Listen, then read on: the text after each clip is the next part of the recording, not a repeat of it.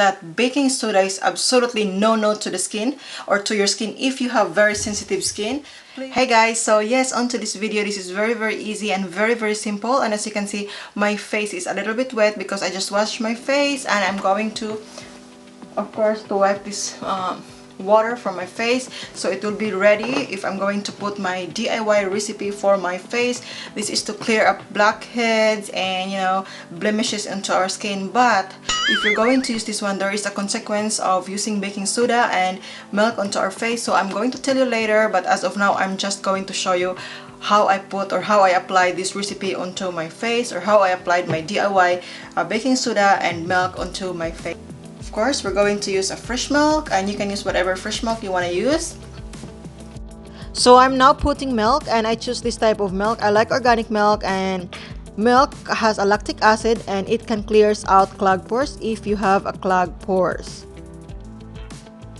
So right now I'm just pouring a baking soda onto the little spoon, and I don't want to use a lot of baking soda onto my skin. So if you look at the consistency of this one, this is kind of liquidy, and if you look at the milk, I use a lot of milk, and I just mix the baking soda into the milk.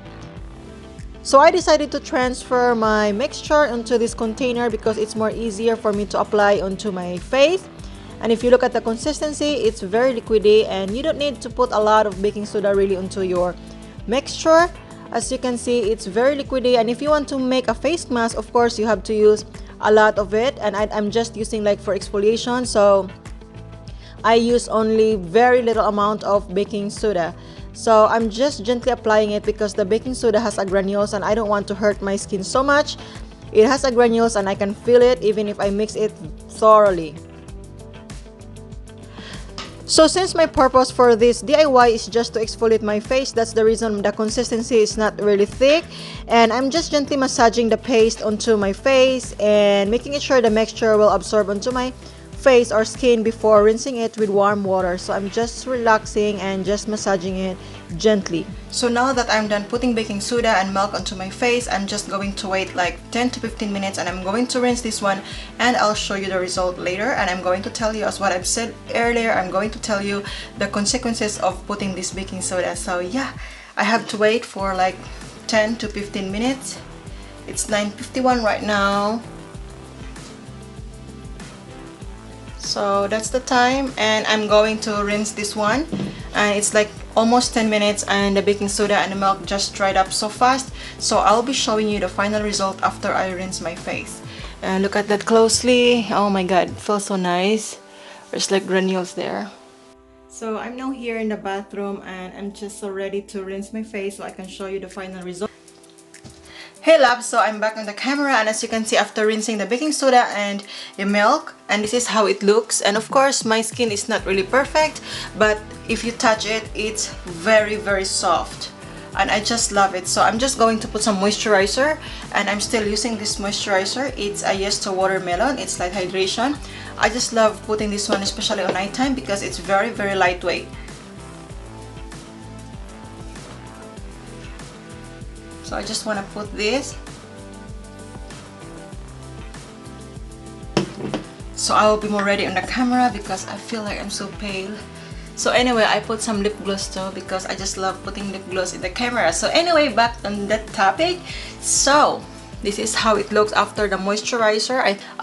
The final verdict on this recipe DIY is that it's really nice onto the skin. It feels really soft looking into the skin. However, I don't advise anyone using baking soda, especially if you have hypersensitivity to it, and some people are just super sensitive skin. So please don't use any baking soda, because baking soda has a higher tendency that it can alter the pH of your skin, so which means you can have breakouts. And also guys, if you have very sensitive skin, don't ever use this. Some people say that this can cure pimples. You know, if you have a lot of pimples, I don't suggest that, because once your pH will be altered, the more pimples will come out onto your skin. So for normal skin types, I guess it's alright to use this one maybe once or twice in a week, because as you can see, when you're going to apply this one, you can really feel that there is an effect, like a soothing effect or like a granule. So which means I don't recommend it to a very sensitive skin. I'm not a dermatologist, I'm just a registered nurse. However,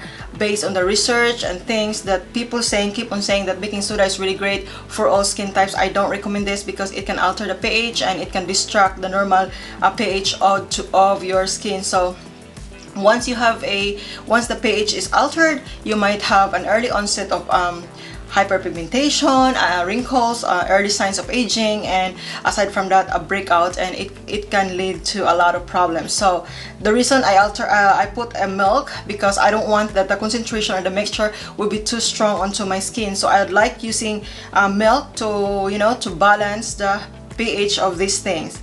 So I don't want to talk about the pH here because it's just too hard to do the chemistry again, and I'm not a chemist, so that would be so hard to explain the acid and base. And if I'm going to say this is the acid, this is the base, blah blah blah, of course you're not interested in that, because believe me, I think I'm not the only one who hate physics, chemistry on this. So I don't want to say that this is the pH, is the alkalinity, and like that, so on. So I'm just you know, generalizing everything that this can alter the pH. So anyway, guys, and also a tip for everyone, that it doesn't mean that a YouTuber is using that thing, it's alright to use because it's okay onto her skin or his skin. So you better do a test patch onto your hands or skin, so you'll be sure that there will be no breakouts that coming in after applying it. So they say that this is natural product, you won't break out.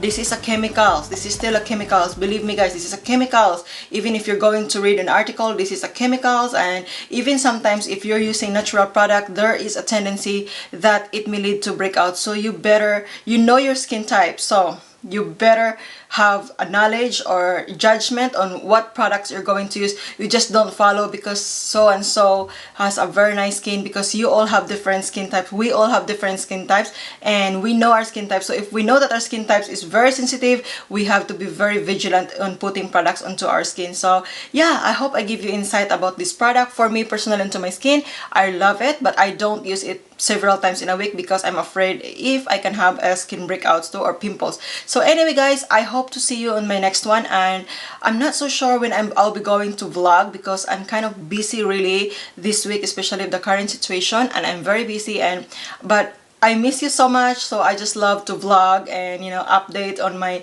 simple beauty product. It doesn't have to be fancy because these are the normal things that I'm doing in the house. I mean, when I'm not busy, this is just the normal things that I'm showing to you. So anyway, if you're still interested, please keep on subscribing, and I will see you on the next one. Bye.